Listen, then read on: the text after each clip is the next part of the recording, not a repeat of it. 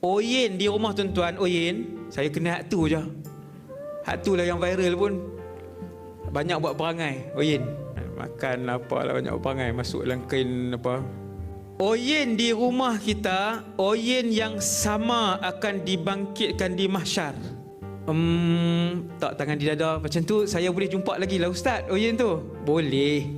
Mereka bangun untuk apa ustaz? Untuk diadili dan menjadi saksi kepada dua makhluk yang ada dosa pahala, iaitu jin dan manusia. Makhluk-makhluk ni termasuk apa-apa binatang yang pernah hidup di atas dunia ni, walaupun dia tak mukallaf, binatang tidak ada dosa pahala, tak masuk syurga neraka.